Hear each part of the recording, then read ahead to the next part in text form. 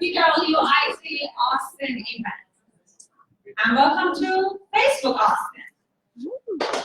My name is Agahi. I'm an operations manager here at Facebook, and I'm also one of PWIT Austin team members.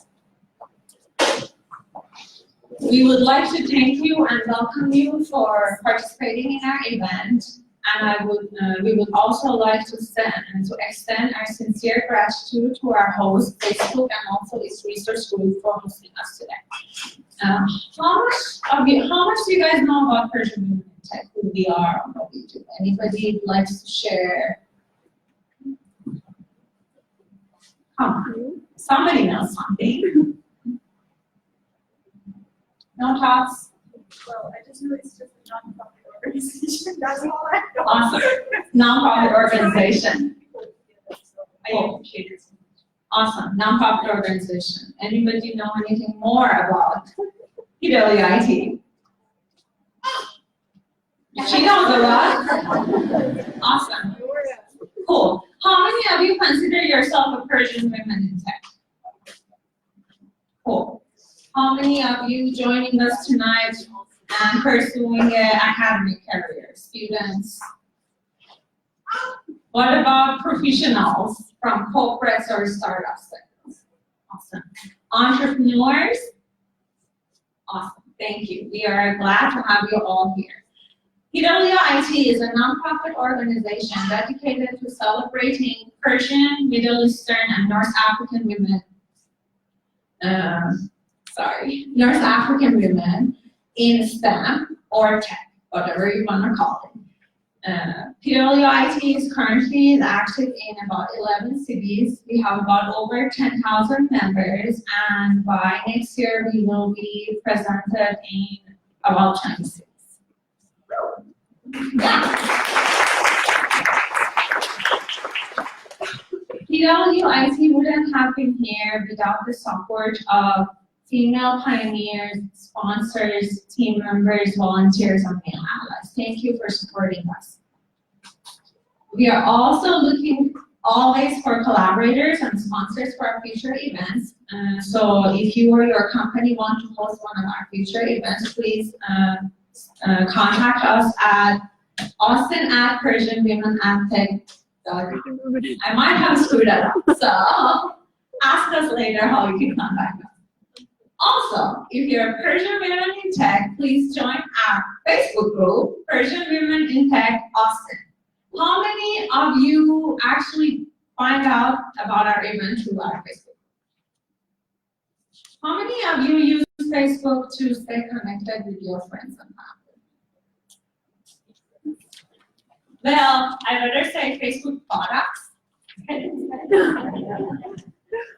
Facebook mission is to give people the power to build community and bring the world closer together.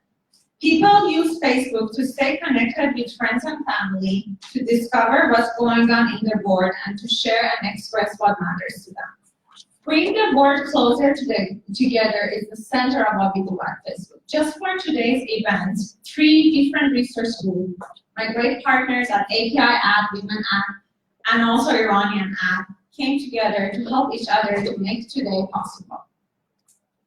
As an engineer, all I always wanted to do was solving problems that deals with numbers and charts. I never could have imagined myself being in a leadership seat, nor I had any desire to do so. I got lucky though. I was really fortunate. I met really amazing leaders very early in my career, and that's when all started to click for me. What leadership means to me is the satisfaction that comes from seeing the success of my team and know I had something to do with it. With that, I hope you enjoyed today's event. I hope you get the best out of it, meet some new people. Also, we have Facebook recruiting team members sitting over there. They would love to talk to you about what Facebook is all about, what is our culture, and how you can apply for our roles.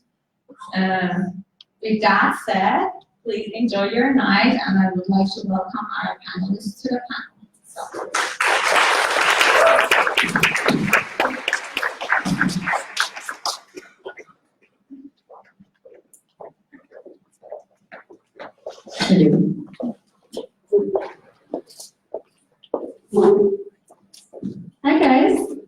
I'm really, really excited to be on stage with a powerhouse of 4 women. I'm honestly more excited than anything just to learn and hear about their experiences, and I'm sure everyone is too. My name is Isabella Toledo. I am an account manager here at Facebook. I've been here for about 1.5 years.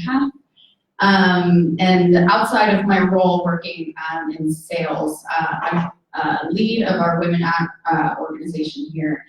And I focus predominantly on our culture and even specifically within that intersectionality. So any sort of panel that has women of color, I am thrilled to be a part of. So thank you, PWIT, for putting this together. I want to go around and give everyone a chance to introduce themselves. So please tell us your name, what company you are a part of, and then what empowers you most about being a woman? I'm Sonya Agahi. I'm a vice president at Panasonic Lighting Americas, and my group manages the materials and sourcing. A lot of people ask, what is that? And I say, it's easy. My staff spends the company's money. We're the ones working with engineering, and that's what procurement is all about, is working with engineering teams and coming up with design, seeing what the company needs and going after that with the suppliers, and also following up with the material side as they actually execute for those plans, placing POs. My background is actually, I'm an electrical engineer, and started out in the tech world, but I moved on to work for Dell. I had the opportunity to move to Austin from the Boston area, and when I was for a bigger company, we had a lot of more opportunities to move around and learn a lot of different aspects of the other kinds of business side. So I moved to the business side, and I really liked it, and I stayed there. So it was very exciting. And then yeah, no, don't apologize. What empowers you most about being a woman? I think when I think about what empowers me but as a female, as a mom, I think about how do I teach, and I have 2 daughters, so I have to think about how I'm encouraging my daughters to be leaders in the future. And you know, I'm a little bit older than most of you, so I'm a little bit old school. I was taught that the mom takes care of the kids. And when I think about that and I see the new era and things changing, really, I think the moms are the leaders. They're the ones that are teaching the kids still this day and age. So it's important for us to lead as an example for our children and show them there is opportunity for women, and especially for our daughters, not only for our daughters, but our sons, to see that they need to respect their wives or girlfriends or partners or whoever that is, and respect women. So I think of it that way, that I need to be an example and see that you know, this is what they need to see in the future. And I don't like never say that. Thank you. Hello, this is Rosha Teimuri. I'm a computer programmer. I was born in Iran, and I got my bachelor degree from Azad University in Tehran. I moved into Austin in 2005, and I worked at tech companies like Dell, National Instruments, and I had a really awesome high-tech life. And we start to make a difference, do something different. And me and my husband started Austin Berry Institute in 2014. And since then, we served a lot of clients. We helped them to come get the education, and we help them to remove all their barriers, come to school for free, almost 95% of clients. So we had a vision to create a free education for low-income families, and we made it happen. And I'm so proud of the work that we're doing day to day. And in my personal life, I have 2 daughters, and they are 12 and 5, which I enjoy having them a lot. And I personally think what I feel empowered about being a woman, being born in Iran as a girl, I always wanted to challenge in society and the places that I heard that I am not less than a boy. Anything a boy can do, I can do it too. And I was successful when I did it, and I proved to myself that it's possible, and I'm really excited to show other women that it's possible and we can do it. Hi, everyone. Hello, everyone. I'm Farnaz, Wallace. Most of you here are a little bit too young and weren't born in Iran, so you may not relate to this. But as we were all growing up, we were watching, a lot of comic book characters and films like here, $6 Million Man. Who even remembers that? So it's no wonder that I thought I was going to move to the U.S. and all women are going to look like Charlie's Angels. And unbeknownst to me, I moved to Louisiana. They all looked like me. They were short, dark, with peculiar accent and weird names, and I blended right in. And I got my graduate, actually my undergrad in computer science, believe it or not. But I remember when I first met with a recruiter, he said, "You see that guy sitting right there? He's recruiting for sales and marketing. And he's asking me what am I doing with his people." So it was really interesting because I did end up in advertising and marketing, ad agencies, corporate marketing. I kind of worked my way up to a global CMO position and had a really successful exit back in 2009 and decided I'm going to take a year off, do my own version of Eat, Pray, Love, and ended up writing a book. And these days I consult, speak, and sit on nonprofit boards, and I'm very glad to be here. What inspires me about being a woman, I think we're going through a cultural evolution. And I cannot think of a better time to be a woman than now. And, all these demographics and cultural shifts that we're experiencing are creating long-term evolutionary changes. But we are at that tipping point where, it's time for women.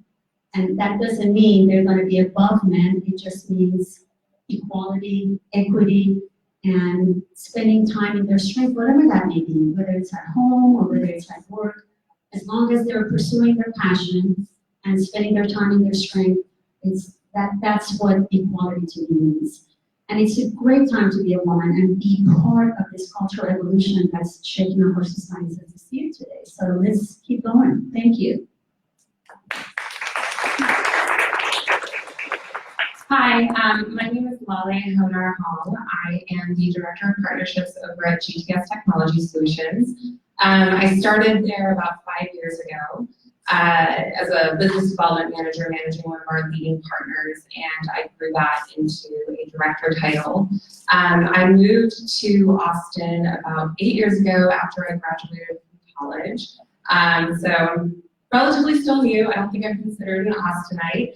I was born in Akron, Ohio, but I spent the majority of my adolescence and childhood overseas in Germany. So if there are any German speakers, come and chat with me afterwards.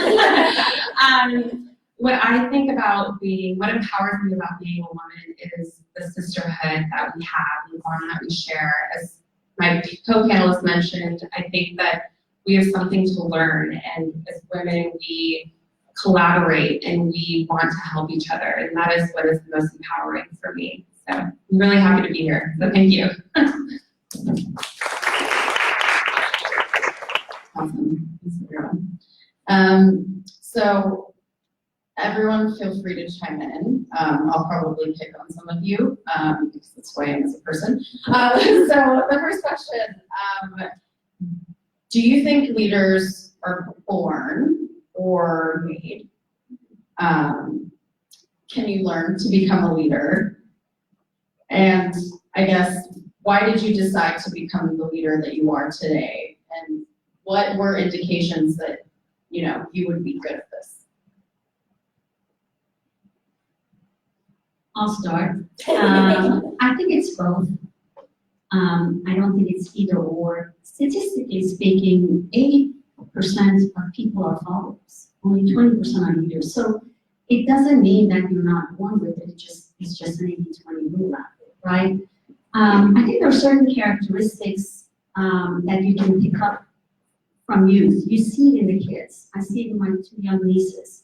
Leader is someone that other people want to follow. And you can kind of see that early on. And, you know, in school playgrounds, you know, when you grow up in high schools, there are just people that are just naturally just inclined and driven to lead people. And really the test here is, are people following them? Because sometimes people want to manage people because they want the power, they want the command and control. And a lot of managers do that, but the leader is one that will inspire people to follow them. But with that said, I don't think that you cannot develop to be a leader. If you do have the desire, if you have the inclination, you may very well be among those 20%. And you know, the way you would develop to be a leader is, and I'm going to kind of be a little controversial here, and because I don't mean really gender, but it's really to employ and understand those feminine powers. Because the best of the leaders have the skills of empathy, caring, relating, nurturing, partnership. It's collaboration, not competition.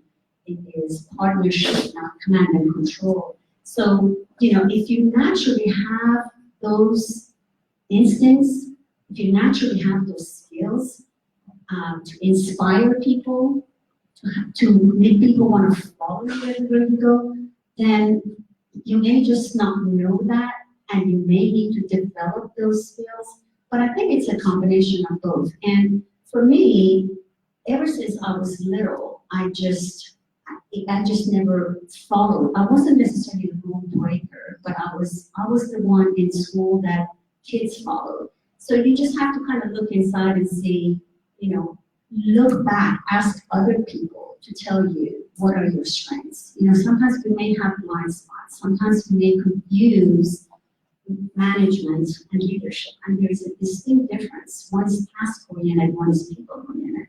One is about inspiring people, one is about making sure people have the tools and skills to get the job done. So, and I know everybody else wants to elaborate on that too. I'll leave it at that. Yeah, I would have to agree with that. I think when I started off in my management role, it was more tactical. I had to finish a responsibility, and my leadership team saw something in me that they wanted to develop. So I think it's definitely something that you may be born with it, and then it's something that you just have to rely on your mentors to develop that for you. Just talking about being young, I remember when I told my mom that I was speaking on this panel, she told me, she was just like, you know, when you were younger, everybody would just follow you everywhere and they'd listen to what you had to say, and you were definitely the rule breaker. I was pretty bad growing up, but I think it's a combination. And I think that you have to really look to your mentors to develop that, help you guide the way. So Rosha, so you started the Austin Career Institute with your husband. What would you say are the characteristics of a successful leader? And what would you say are ways that you can develop these skills without necessarily being in a leadership or managerial role already? I think the most important character or skill is that to have that vision to create something, create a change in the world, or it can be the place that you are. If you are willing to create a change, that's the characteristic of a leader. And also, the other characteristic is to create the environment for other people to grow. That's really important for a leader, that is not just relying on himself to do all the things because he's not trusting others, but to create an environment that everybody can grow and be the best that they can. I think it's really important for every individual to understand their talents, their purpose, and what are they good at. So someone might not think it's a good leader, but it's because the place they are right now it's not the right place for them, it's not aligned with their talents. If they discover themselves who they are, so the first step is self-discovery.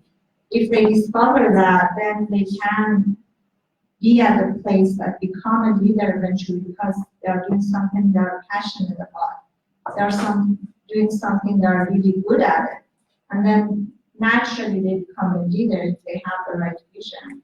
And the other aspect of being able to leader characteristic is create a relationship. At Austin Career Institute, we had a vision to create something that was not authored at all, free education. And we had the vision, we created that vision, but it was not possible without the aligning all the team with our vision and make them see that vision with us and work toward that vision, and creating a relationship with all the partner organizations that helped us a lot. And another skill and characteristic that was really important for a leader to create for the company that is leading is creating a culture. What culture does your company has and is known for is the leaders that make that culture. And also the identity capital, building that is a really great skill that a leader can have. There are a lot of other characteristics like having integrity. That's the most important one, I think. Do the right thing no matter what the consequences. Stay true with the mission of the company. Stay true with your vision. There are a lot of times coming in the business that you have to choose. You have to make decisions. And it's hard because sometimes you want to be successful, but if you stay true to the values, to the mission, to the vision that you have, at the end you will be successful and that will follow your company.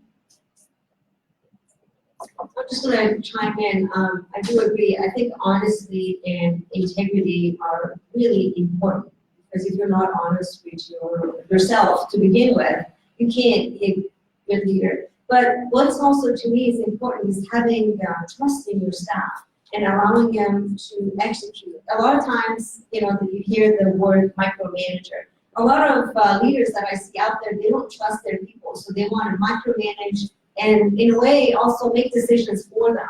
You need to, as leaders, you need to enable them to make the decision. You need to encourage that environment and create it. And a lot of times, I come across people that are introverted. They don't want to talk. I have to sit there and try to get it out of them. A lot of people are capable. You can see in them that they're very capable and they can do great work on themselves, but they don't want to speak up, and you really have to pull it out of them. And I've seen great leaders out there are the ones that go and tap into all their resources in their group and pull those out, because there's a lot of good talent out there, but not everybody's outspoken, unfortunately. And you need to find a way to pull that out of individuals.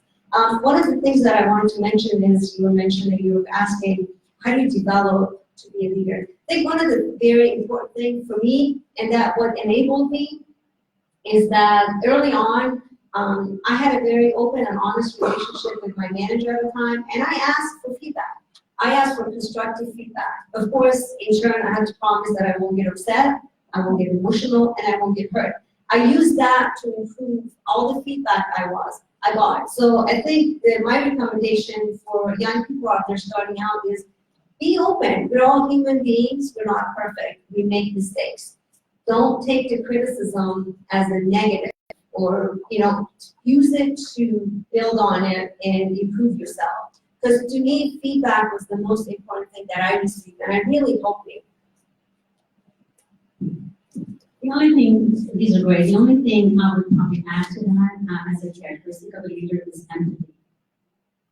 If you're not able to do perspective taking, if you can't take the other person's perspective, if you can't wear their shoes, then you are not a leader.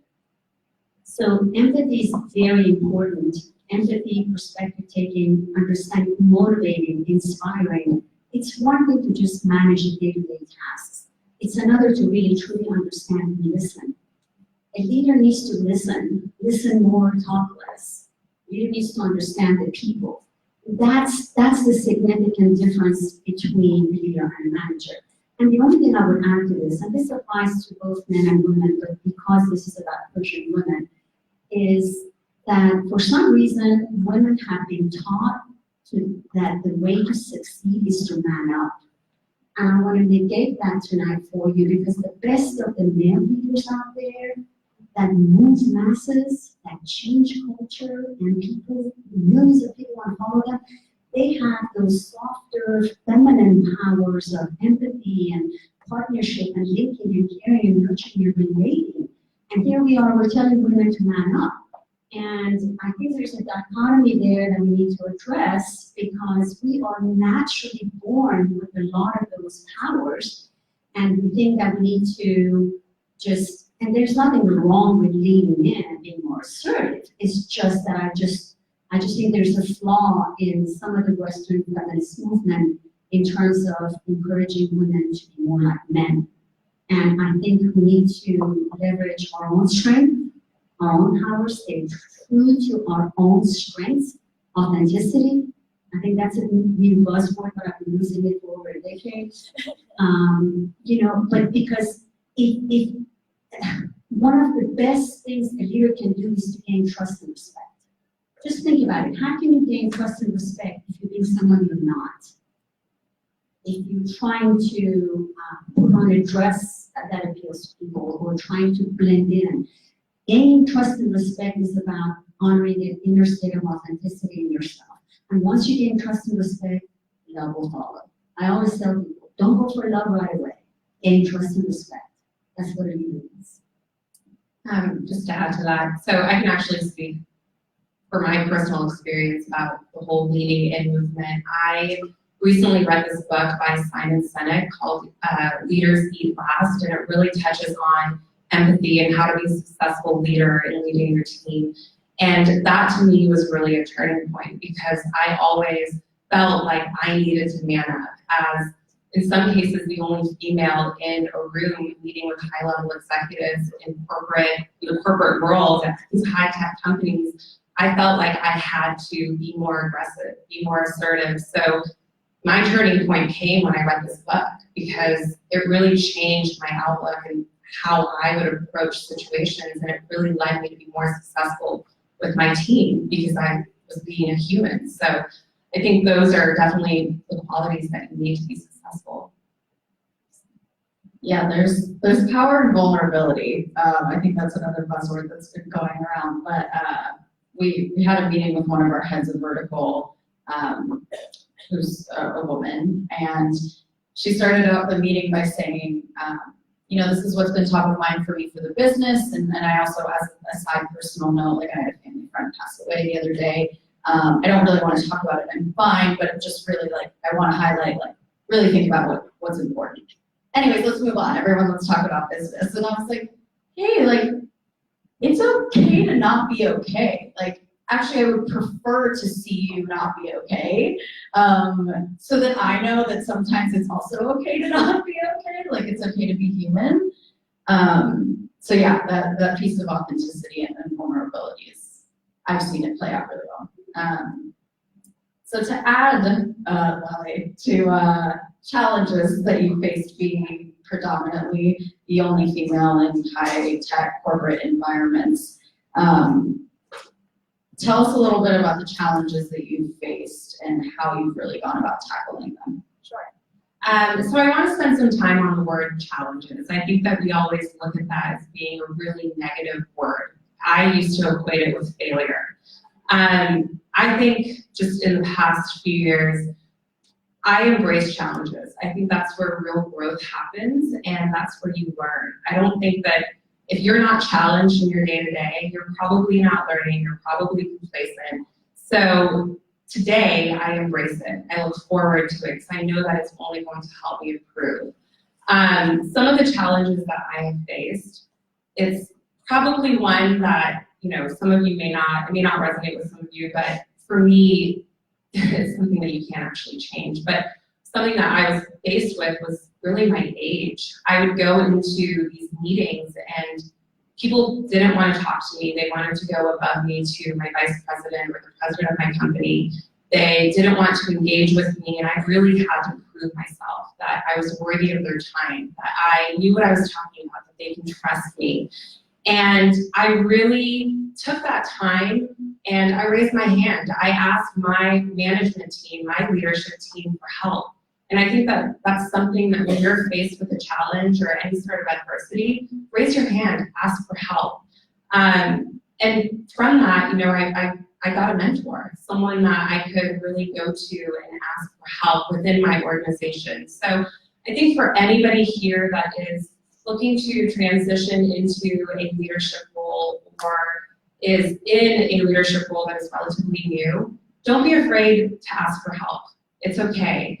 And for those of you that are more senior, that are more tenured, that have been in these seasoned leadership roles, be a mentor. I think that that is the most rewarding thing, especially for myself, is teaching someone what the ropes are. And so I feel like that's just how I've been dealing with the challenges that I've been faced with. I think one of the challenges for a leader is we are dealing with human beings and their emotionals and understanding that this, as you mentioned, the vulnerability that they might be, and look at them as not just someone who is there to get things done, but as a human being. And understanding that is something really key for a leader, to be able to put themselves in other people's shoes. And day to day, you want the projects to go perfect, you want the things get done perfectly, and then things come up because you are human. How would you address that? How do you navigate around that? That makes you a leader that you'll be trusted in the company, or someone that will break the trust of your team completely. Those key moments and how you address that, how do you face with those moments, and how do you let that natural human beings and the prioritizing the things that are important. That's the key thing for me to address all these human challenges. That is the most for any leader, I think. Sonya. So as most of you mentioned on the panel, you have other very, very extensive time commitments. I think it would be undermining the term motherhood, but so right, like you have other time commitments, you have other responsibilities, other priorities and passions, right? So how do you balance the role that you have within your company alongside your marriages, your partnerships, being a mom, your sanity and mental health, your hobbies? I think I try to keep a balance, and I see myself as a role model for my staff. If I just focus my time 100% of the time on my job, then I'm setting a bad example for my staff. So a lot of times I leave early in the afternoon and I take off, and that's okay. And I also encourage my staff. I mean, these days with the technology, you can work anywhere. I mean, I have that phone and it's my purse, but I can be anywhere working. So you don't have to be in the office. I could be sitting at my daughter's performance. Actually, I'm missing my daughter's. She's on an Anderson High School dance team. So they have a football game tonight. She understands I miss her performances sometimes. And, you know, my kids grew up, I always had a career and I worked. So I think it's a give and take. My kids understand that I do my best to be there for them, but there's times that I can't be. So there's that understanding, and I think your family needs to understand that. But I think setting a priority and knowing that your family is important. For me, my family is important. I have my mom who's older, my sister who's here also. You know, with my sister and my brother, we take turns taking care of my mom, but my kids are a little bit older, so I did put my career on hold, as you could say. When I was at Dell, I had a lot of leadership opportunities, But at the time, it was okay for me. I wanted to put that on hold. I wanted to be a mom. I did not want to spend late nights at work, that's what is required. When you work for a global company, you're required to work evenings. All of a sudden, the meeting shows up, you have to be there till 8 o'clock at night. I did not want that. So I put that on hold, and it was completely okay with me. And so choose your own path. Don't be pressured. Don't be in a rush. Life is long. Life is very, very long. Don't be in a rush to do anything. Just be comfortable with yourself and don't push yourself hard. Enjoy your life. It's not worth it. I mean, I see a lot of people are so aggressively seeking leadership, and it has a negative impact. It's a turnoff for a lot of people. So don't be aggressively seeking a leadership role. Relax and enjoy the journey. One of the things I always hear, when I speak with women or just doing a workshop, there's one thing that's always consistent. People who always ask about work-life balance or want to know how to do it are the ones that feel guilty saying no. And one of the things that I always coach people with is whether it's the tasks you have at work or whether it's the tasks that you have at home, when somebody asks you to do something extra, first ask which one of these do you want me to stop first? Okay, and I'm sure a lot of you guys have been through those management tools of start, continue this and all that. But I learned that when I first entered the C-suite, I was like a big martyr, everybody was asking for resources, for more staff, and I'm like, well, I can do it. Well, I reached the burnout phase. So I quickly learned that when there is another project that's coming, I have to take away something else first. Same thing with in life, I don't have children, but I took care of my mother for 25 years and sisters. So, there were times that I just had to say no, even with family. So it's saying no doesn't mean that you don't love them. It just means that there are times that you can't, because successful people don't feel guilty because they ask you to prioritize. It's all about prioritization, and something's gonna have to give when you have too many things going. So prioritize. Don't feel guilty that you can't do it all. None of us can. We pretend we do, but none of us can do it all. And always, if people are coming to you, whether it's at work or in personal life, and want to add something to the plate, always ask yourself, what do I need to stop doing? I'd like to, if you have time, I'd like to add my personal experience. I have 2 daughters at a young age. My first daughter, I took 3 years off of work, and I was in IT. I was feeling the stress to be, my knowledge not to be relevant anymore, but I think that was a really right decision to take at that moment. And right now that I have a career and I have a 5-year-old and a 12-year-old, the biggest thing that helped me was there's a Eisenhower matrix, I don't know if you're familiar with it or not, which categorize every task that we have during the day to 4 categories. One is urgent and important, things that if you do not do them, there's a deadline, you miss them, something will happen to your organization, or someone is sick, those are in that category, or urgent and important. The other category is things that are not urgent, but they are important, like spending time with your family. Exercise is not urgent. If you don't do it today, nothing will happen. I try my best at work and at home to keep myself in those 2 categories. And the other 2 categories are things that are urgent but not important, like someone call you, someone asks you to do something for them. It may feel very urgent at the moment, but it's not important for your career or for your other things that you care about. And the last category are things that are not urgent and not important, like watching a TV series or other things that are not urgent and not important. So I try my best to keep in those 2 categories. And I plan to spend time with my family, my kids a lot, and I participate in all their activities, and that's important for me. And it's not urgent, I understand, but I put time. It's a part of my day-to-day task that I make sure to do it. I mean, Netflix is not important. Still important, just not urgent. Cool, so I think what I'm hearing a lot of is boundaries, setting boundaries, planning. You mentioned burnout. I think that's something that at some point in our lives, probably everyone in this room will likely face.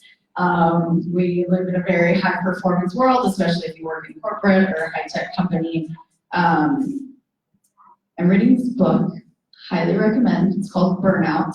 It's written by two women, two white women that do an incredible job at highlighting the differences between what women of color face, what people of color face, and just does a really beautiful job at explaining both like how ways that you can mitigate that, like planful problem solving is one of the things they mentioned. And it sounds exactly kind of what you're talking about, right? Like what is urgent, what is important. So highly recommend, it's called Burnout. My last question for you all. In a quick phrase, what would you say your last words of advice are for anybody in this room who is wanting to eventually reach a point, a position of leadership in their career? Not everyone at once. So my dad actually gave me advice when I went to school, and he was like, find a mentor in college and stick with them. And for me, I know if I didn't have my community of mentors, I would not be here today. I know that. And I recognize that, and I think that that's something that's super important as you're pursuing a role in leadership, is finding people that will support you, will call you out when you're wrong, and will guide you to taking the next step. And how have you gone about asking for mentorship? So I think it's something that, so I'll use my manager at work today. I think that it's something that it came about through conversation. I asked for feedback all the time. I set time up with the president and our VP at my company today, and we would set up monthly meetings where I would ask, how am I doing? What can I do better? You're not gonna hurt my feelings. And to also backtrack a little bit, when I started at GTS, my role was a net new role. No one knew what my role was, and having to go into meetings internally and explaining what I do was very difficult when you're working with very tenured people, and I kind of had to prove my worth internally as well. So I think the best way to go about finding a mentor within your organization is asking for that feedback, asking for critique, and asking for opportunities as well. Taking on some additional responsibilities if your plate allows it, and letting your team know that you want to pursue something more than what you're doing, that this isn't where you want to be. One of the last comments I have is a lot of times we get all that email that frustrates us. We get really upset and we want to respond, and we're quick to respond and send something. Write that email, don't send it. Put it in your draft and inbox and read it the next day and really think, do you really want to send that email? Because if you really ruin your reputation, we always want to, we get attacked. The best thing you can do is not attack. The best thing you can do is calm down and come with a very pleasant response. The more pleasant you are, the more effective you'll be. So one of the tactics I do that all the time. It happens every day. I can tell you, there's not a day it doesn't happen. I type that email and I tuck it away and I don't send it. And guess what? The next day, I don't even send it. And it happens quite often. And all of us, I work in a highly male industry. I work in a lighting company. And not only that, I work for a Japanese male company. So both of it's very, highly male dominated. So, but, there's always gonna be like this, right? So I never respond back because there's a lot of male ego involved and it's not pleasant. I see those guys fighting all the time. I don't want to be one of them. And because of that, I can actually get things along because I can work with them a lot closer. You'll be a lot more effective if you can work with people. If you fight with them, you're not going to get anything done. I mean, it's the same thing when you're talking to your kids. Try to yell at them, they're not going to do it. But if you try to explain to them something, they'll be more likely to listen to you. I have actually three. Number one, I think, is any organization you work, if you are working, if you're a student, if you have your own company, you're an entrepreneur, try to add value to whatever you are doing. Do extra at work, not just get things that are assigned to you done and be done with that and go home. Just try to see what else can you add to what you are given. And this is a huge key. People recognize that you are willing to take more than what you are given, and then opportunities will come up. And two other advice that I got when I went to Activate program was a women entrepreneurship program that my mentors gave me, and it helped me a lot. One was to go out of your comfort zone. Any place you feel comfortable, try to challenge yourself, do something more, like go and think about who is someone that I'm comfortable to talk to, like the vice president of the company. Go and force yourself to talk to that person. And the third one is to always show on time. And by on time means 10 minutes early. If you should be someplace at 6 o'clock and you are there at 6, you are late. That was an advice that I was given, and I realized when people are showing up late by that first action, they lose 90% of the trust right there of the organization or partner organization or someone or the manager that they are working with that person. So always show up early. That's when you're on time. Thank you. When I first entered this C-suite as a CMO, I was the only woman. It wasn't that I was the only woman, I was an Iranian woman. It wasn't that I was an Iranian woman, I was an Iranian woman that had purple and red in my hair, and one of my tattoos was visible in my suit that I was wearing to the C-suite. So I was a really tall order for that room. And I'll never forget, they even got a coach to try to fix me because their biggest complaint was I was too edgy. I tell you this, the first 6 to 9 months, the storm, with the new team, and a lot of people fall off the table. And that happens in every management team. I survived because I focused on performance. So my first advice to you is when you are in a leadership position, focus on performance and don't get caught up in a lot of the other stuff. Because once you deliver the results, you gain trust and respect. And once you gain trust and respect, love follows, loyalty follows. So focus on results, gain trust and respect, be the leader that people want to follow. If you are in a position right now that you have direct reports, ask yourself this question. If I left tomorrow, how many people want to follow me? And I want to add a little twist to that for women in leadership, because this is not a popular thing, but it is a brutal fact we need to face. Women have a hard time working with other women. I have a ton of research to support that. And a lot of it is because we employ that old school masculine command and control because that's how we were trained. You guys may be a little too young to remember how we were trained. So women have a hard time working for other women. So you always have to ask yourself, when you are particularly a woman in a leadership position, be the woman leader other women want to work for. That's your test. That's what you need to ask yourself. If you want to know if you're a good leader as a woman, ask yourself, do other women want to work for me? If I left my job today, would other women want to follow me? Do they want to work for me? And if the answer to that is yes, then you're on your way to become a great leader. Thank you.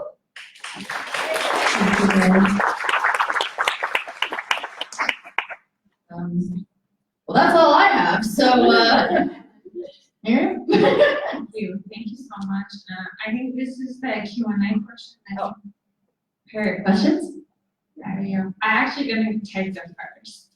I think the question that we have is that a lot of people in this room are probably coming from technical background. I myself